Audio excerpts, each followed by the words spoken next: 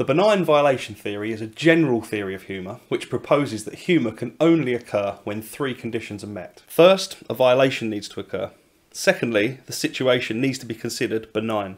And third, both of these conditions need to occur simultaneously. Humour theories are plentiful, and there isn't one single humour theory that accounts for all types of humour and all humorous situations. However, the benign violation theory does seem to provide a comprehensive general theory of humour that can be applied in many different contexts. So in this video, we're going to be exploring the benign violation theory in a bit more detail, looking at who proposed this theory, what is a violation, what is a benign situation, and also providing some examples, practical examples, of how the benign violation theory can be applied in the real world. So without further ado, let's do.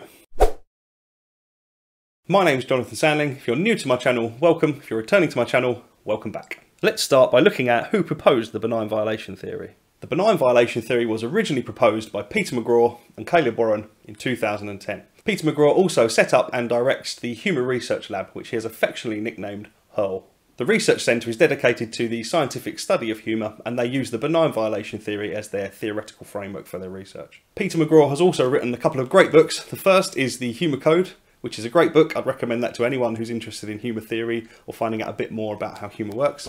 The second is a newer book called Stick to Business, which I'm about halfway through. You can see there my sort of turned down dog here. Working through that at the moment. Good read, definitely recommend that as well. So when looking at the benign violation theory, it's important to understand what is a violation and what is a benign situation.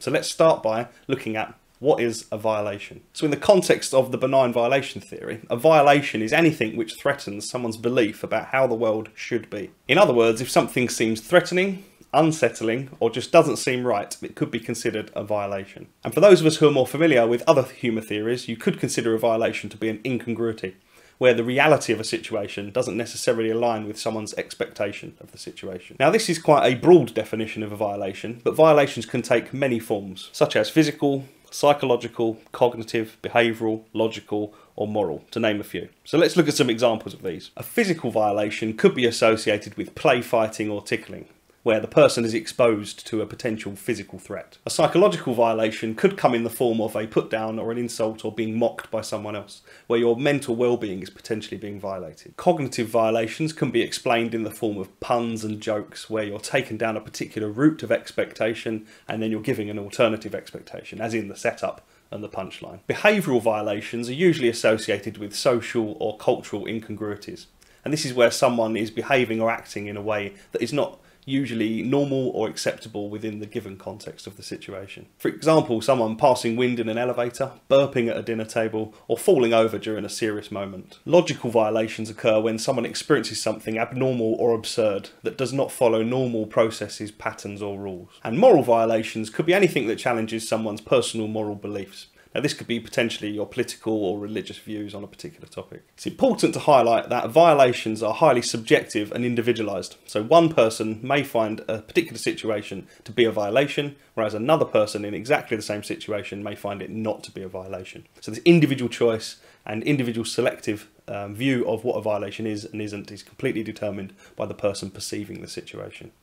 So now we've looked at what a violation is, let's now move on to what is a benign situation. Let's begin by reiterating that violations on their own do not produce humour. They need to be simultaneously occurring within a benign situation for humour to be produced. Let's begin by clarifying what the word benign means. It is something safe, acceptable, or non-threatening to the person perceiving it. As with violations, whether a situation is considered benign is completely subjective and completely open to individual interpretation and opinion. So I can use an example here to demonstrate how one situation could be benign to one person and not benign to another person. Let's say I make a joke about a particular political viewpoint. If you're already opposed to that viewpoint or have very little association and alignment with that viewpoint, you would potentially consider that not to be offensive and would probably find the situation to be quite benign. Whereas if you were strongly aligned and believed in the political position that I was currently mocking, you may find that then to be more offensive and you would not consider that situation to be benign. Research conducted by Peter McGraw and his colleagues at Hull have identified 3 ways in which a violation can be considered to be benign. The first is when the violation has alternative norms. For example, one meaning of a phrase in a pun does not make sense, but the other meaning does. The second is if you're committed to a violated norm. The example here is that men find sexist jokes funnier than women do. And the third is when there is psychological distance to the violation. The example is the saying, comedy is tragedy plus time. The way in which people demonstrate individual differences and perceptions about how they interpret a situation to be benign or not is summed up fantastically by this great quote by Mel Brooks. Tragedy is when I cut my finger. Comedy is when you fall down an open sewer and die. Let's now bring violations and benign situations together to give examples of how the benign violation theory works in the real world. So I'm going to give you 3 examples now of how violations and benign situations can occur simultaneously to generate humour, but also to demonstrate that if one of these components is removed, the humour is lost. The first example is an example of physical humour. Peter McGraw often uses the example of tickling to demonstrate how the benign violation theory works, and he even opens his TED talk with this example. If you are being tickled by someone you trust, this would be considered a benign violation. The violation is coming from the act of physically being tickled by someone else, but the situation would be considered benign because it is from someone that you trust and feel safe with. If you remove either of these components, the humour will be lost. So let's say you are to tickle yourself, you would not find that humorous, which is why you can't make yourself laugh from tickling. And if you were to remove the trust and you were to be approached and tickled by a stranger that you were unfamiliar with and did not trust, it would not be funny, it would be a more of a threatening situation. Example number 2 is humour with wordplay, and the example I'm going to give is a pun. Just for clarity, here are some examples of puns. A boiled egg every morning is hard to beat. A nun stole some fabric from the priest. The priest said, "Don't make a habit of it." I've been to the dentist many times, so I know the drill. These examples do serve a purpose here because they give an example of how words can be used to set up an expectation, meaning of a word, and an unexpected use of a word, which creates an incongruity and violates us cognitively and linguistically. So let's pick one of these examples to explain the benign violation theory. Let's take the nun stealing the fabric from the priest and the priest saying, "Don't make a habit of it." The violation is a linguistic violation on the word habit. So the habit or the repeated act of stealing that fabric is the expected interpretation, but the habit is what a nun's headwear is called. So it's the dual interpretation of that same word where the violation occurs. And the joke is usually would be considered benign, as it's not the most offensive joke. There's not much there that people would take offence to. Maybe if you're a nun or a priest and you're particularly sensitive about your religion and people mocking that and see a wider sort of offence to that sort of joke, that would then become non-benign.